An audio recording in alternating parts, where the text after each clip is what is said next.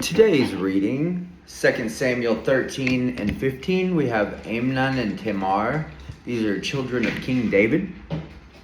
In course of time, Amnon, son of God, fill our spiritual hearts. God, open our spiritual eyes and our spiritual ears. God, let our hands and feet be used for not just physical, but spiritual things. Let us rest our bodies at your feet, Jesus, just like Mary did. I know we all want to be like Martha, and the tendency is to go, go, go, strive, strive, strive, do, work, work, work. And that is that is biblical, God. I know your word says you haven't even wearied yourself for me yet. Do the work of the evangelist. I get it, God. But at the same time, you said be still and know. So it's both, God. It's both. What is the moment calling for?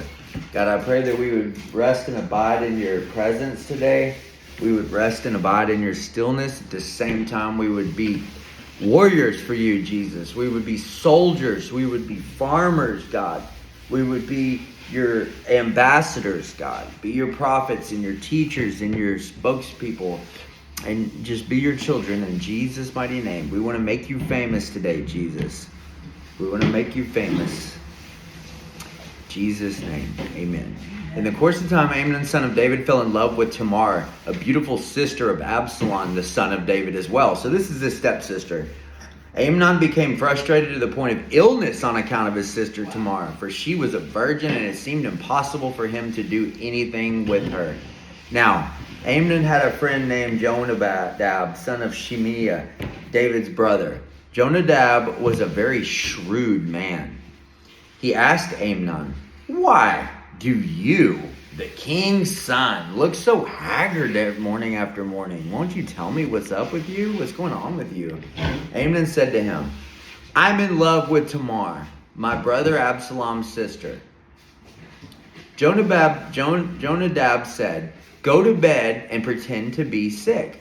When your father comes to see you, say to him, 'I would like my sister Tamar to come and give me something to eat. Let her prepare the food in my sight so that I may watch her and then eat it from her hand.'" So Amnon laid down and pretended to be ill. When the king came to see him, Amnon said to him, "I would like my sister Tamar to come to me and make some special bread in my sight so I can eat from her hand." David sent word to Tamar at the palace, "Go to the house of your brother Amnon and prepare some food for him." So Tamar went to the house of her brother Amnon, who was lying down, and she took some dough and kneaded it, made the bread in his sight, and baked it. Then she took the pan and served him the bread, but he refused to eat. "Send everyone out of here," he said to his servants. So everyone left. Then Amnon said to Tamar, "Bring me the food here to my bedroom so I can eat from your hand."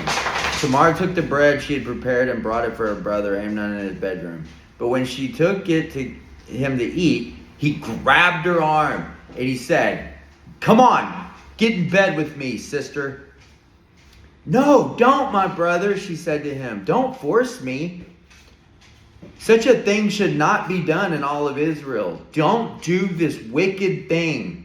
What about me? Where would I get rid of my disgrace? And then what about you? You would be like one of the wicked fools of Israel. Please, speak to the king. He will not keep me from being married to you." But he refused to listen to her, and since he was stronger than she, he raped her. Then Amnon hated her with intense hatred. In fact, he hated her more than he loved her. Amnon said to her, "Get up and get out of here." "No," she said to him. "Sending me away would be a greater wrong than what you've already done to me." But he refused to listen to her and called his personal servant in and said, "Get this woman out of here and bolt the door when she leaves." So the servant put her out, bolted the door after her. She was wearing a richly ornamented robe, the kind of garments that the virgin daughters of the king wore. Tamar put ashes on her head, tore the ornamented robe she was wearing. She put her hand on her head and went away, weeping loudly as she went. Her brother Absalom said to her, "Has that Amnon, your brother, been with you?" He didn't even call him his own brother. He said, "Your brother, not our brother." "Be quiet, my sister," he is your brother. Don't take this thing to heart." And Tamar lived in her brother Absalom's house, a desolate woman. When King David heard about all of this, he was furious. Absalom never said a word to Amnon, either good or bad. He hated Amnon because he had disgraced his sister Tamar. So he plots murder. 2 years later, when Absalom's sheep shearers were at Baal Hazor near the border of Ephraim, he invited all the king's sons to come there. Absalom went to the king and said, "Your servant had shearers come. Will the king and his official please join me?" "No, my son," the king replied. "All of us should not go. We would only be a burden to you." Although Absalom urged him, he still refused to go, but he gave him his blessing. Then Absalom said, "If not, please let my brother Amnon come to me. Come with us." The king said, "Why should he go with you?" See, David was curious. David knew something might be up because he knew what had happened, and he knew that Absalom might be plotting evil in his heart. Like, what are you up to? Why do you want him to go? Because he knew he hated him. So he figured he probably was going to do something, bad to him. Absalom ordered his men, "Listen, when Amnon is high in spirits from drinking wine, and I say to you, strike him down, then kill him. Don't be afraid. Have I not given you this order? So be strong and brave." So Absalom's men did what Amnon and Absalom had ordered. Then all the king's sons got up, mounted their mules, and fled. While they were on their way, the report came to David, "Absalom has struck down all your sons. Not one of them is left." The king stood up, tore his clothes, and laid down on the ground. All his servants stood by with their clothes torn. But Jonadab, son of Shimea, David's brother, said, "My lord should not think that they've killed all the princes. Only Amnon is dead. This has been Absalom's expressed intention ever since the day Amnon raped his sister Tamar. My lord the king should not be concerned about the report that all of the king's sons are dead. Only Amnon is dead." Meanwhile, Absalom fled. It says, the side note says, vicious children. What went wrong with David's children? Amnon raped his sister Tamar. Absalom killed Amnon in revenge. Ultimately, Absalom plotted a coup against his father, driving David from Jerusalem.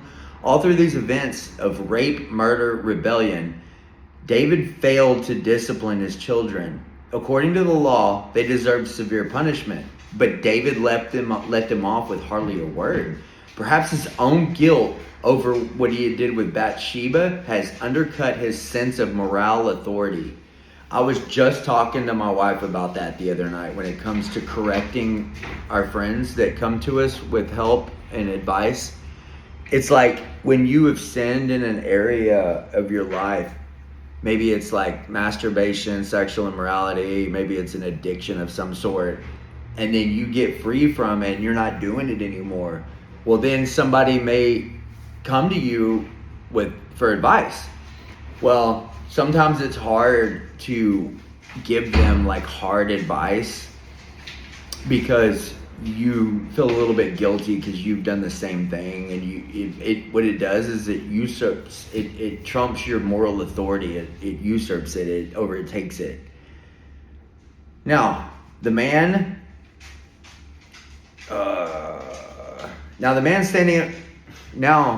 standing watch looked up and saw many people on the road west of him coming down the side of the hill. The watchman went and told the king, "I see men in the direction of Horiam on the side of the hill." Jonadab said to the king, "See, the king's sons are here. It has happened just as your servant said." As he finished speaking, the king's son came in wailing loudly. The king too and all his servants wept very bitterly. Absalom fled and went to Talmai, son of Aminadab, the king of Geshur. But King David mourned for his sons every day. After Absalom fled and went to Geshur, he stayed there 3 years. And the spirit of the king longed to go to Absalom, for he was consoled concerning Amnon's death. See, because David had lost both sons in essence.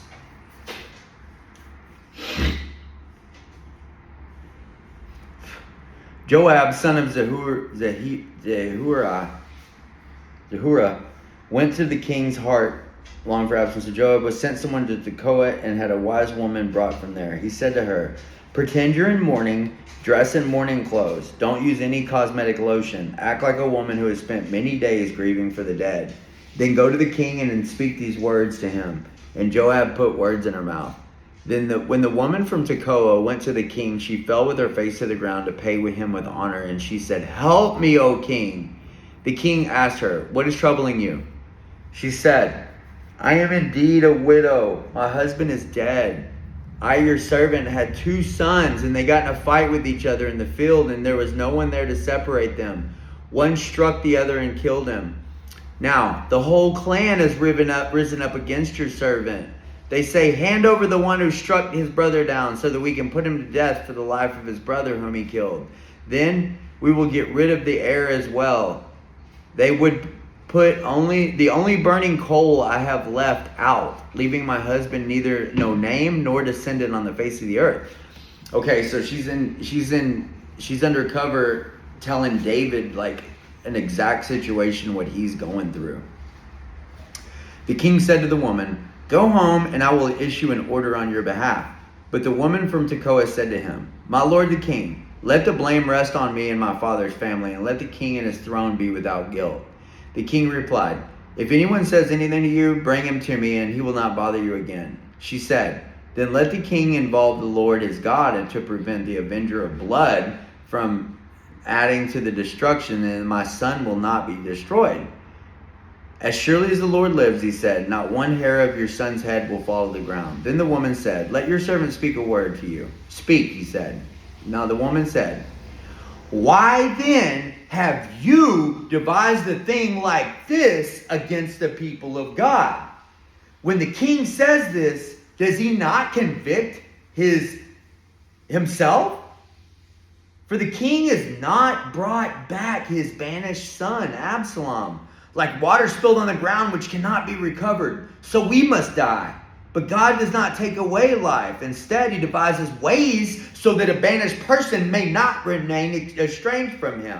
And now I have come to say this to my lord the king, because the people have made me afraid. Your servant thought, I will speak to the king. Perhaps he will do what his servant asks. Perhaps the king will agree to deliver his servant from the hand of the man who is trying to cut off both me and my son from the inheritance that God gave us. And now your servant says, may the word of the Lord the king bring me rest. For my lord the king is like an angel of God in discerning good and evil. May the Lord be your God, be with you forever. Then the king said to the woman, do not keep me from the answer I am going to ask you. Let the Lord king ask, she said. The king said, isn't the hand of Joab with you in all this? David figured it out. The woman answered, as surely as you live, my lord the king, no one can turn to the right or the left from anything my lord the king says. Yes, it was your servant Joab who instructed me to do this and put all these words in the mouth of your servant. Your servant Joab did this to change the present situation.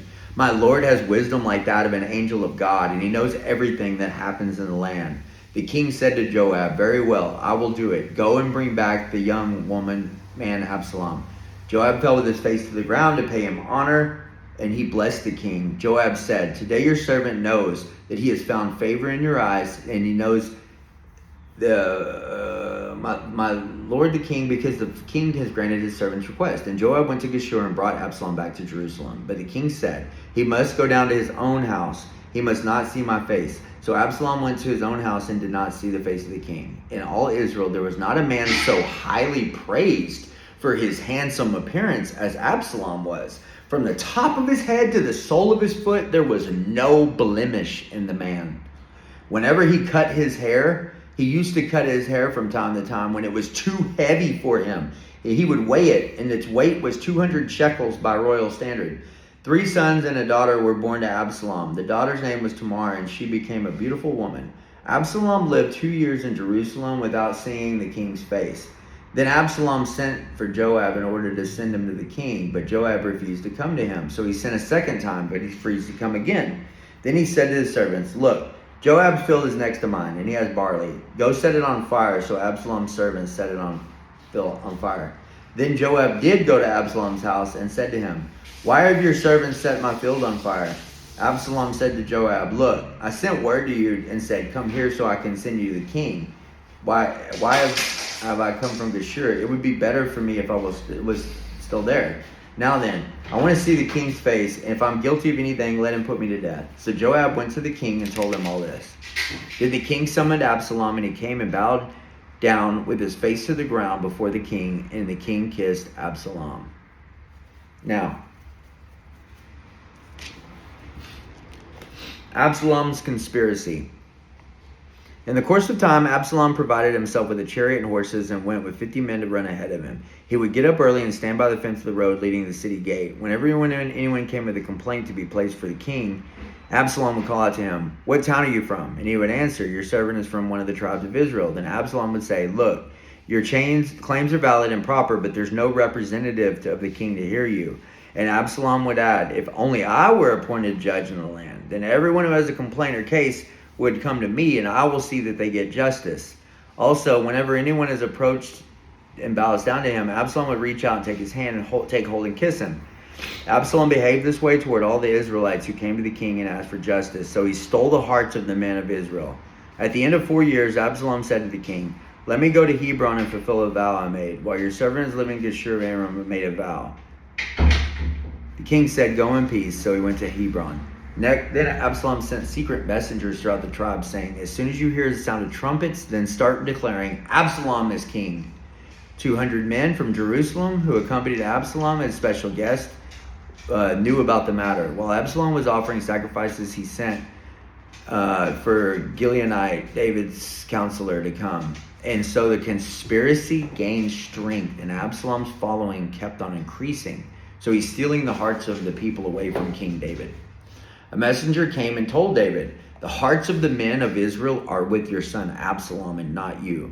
Then David said to his officials who were with him, "Come, we have to run and flee, or none of us will escape from Absalom." See, David's operating out of guilt, man, because he knew he messed up and he sinned with Bathsheba, then he murdered her husband, so he's like got a guilty conscience. And we know that because in the Psalms, he literally prayed, "God, remove from me the guilt of bloodshed." He literally prayed that. Our sin has consequences.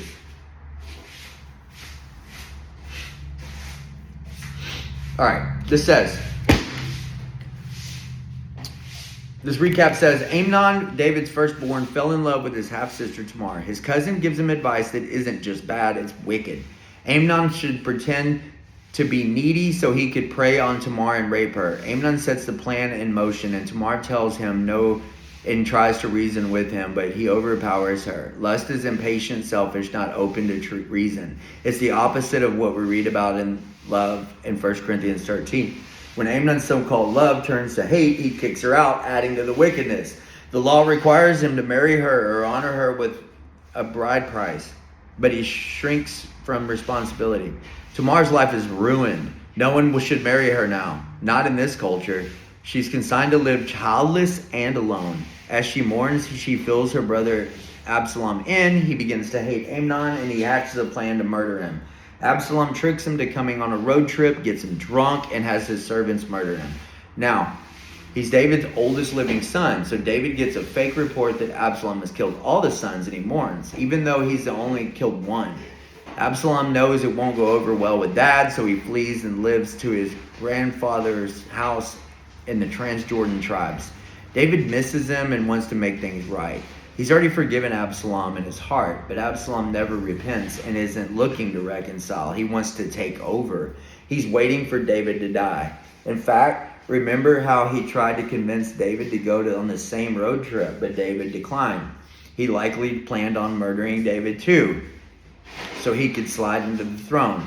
Meanwhile, David's nephew and military commander Joab hires an actress to tell David a fake story about having one son who killed the other so she can stooge him into telling him to bring Absalom back. David knows Joab put her up to it, so he said, "Okay, bring Absalom home, but I won't see him." Absalom comes home and they don't speak for years. Absalom tries to summon Joab, but Joab doesn't reply, so Absalom burns his field to get his attention. Absalom says he wants to talk to David, even if David tries to kill him. But David doesn't kill him, he kisses him. It's a sign of reconciliation, but it's all a ruse on Absalom's part. He's acquiring a chariot and horse and other signs of wealth and power. He's making strides to take over the throne. He even undermines David's kingdom by intercepting people who want advice from David and taking their side of every argument. They fall for this deceptive charisma. Deceptive charisma. Wow. Remember that. We're seeing it in our country today. Deceptive charisma. People don't want lies. People don't want fake promises. People don't want you to say you're going to do something and not do it. People want justice.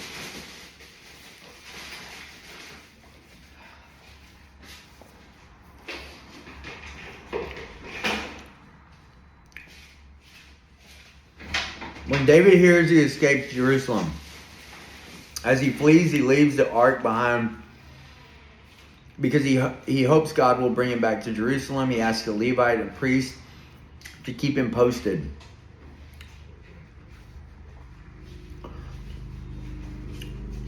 David prays that anyone that Ahithophel counsels won't listen to him.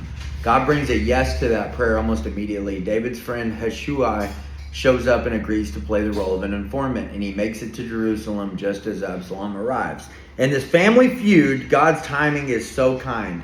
David has been betrayed by his mentor, who has now joined forces with his estranged son, and it looks like David might lose everything on top of that. His palace, his kingdom, even the city named after him. But God made David a promise, and even though David broke their covenant, God still shows mercy and honors his side of things. He's still working out his plan to bring the Messiah through David's line, despite David's sin. And like only God can, he works out the precise timing for David to get news of Ahithophel's betrayal and to run into Hushai, and then for Hushai to run into Absalom. It doesn't matter how many people the enemy ropes into this conspiracy against God's plan and God's people. Nothing beats sovereignty. What a relief. He's still in control, and he is where the joy is. Crazy story today, guys. Good story. Yeah. Lot to learn from. Hope you guys have a blessed day. Eat a little bacon. It's going to be a good day today, guys. I might go get a haircut. Going to go to the gym. We're going to do lots of painting. Probably going to get 6 or 8 hours of painting in today. We're going to go to the beach and go for a little run later today. Take a little break. Oh, there's wifey. We're doing it! We're doing it! Yeah! Yeah! Here we are. Uh-oh. Here we are. Uh-oh. Love you guys.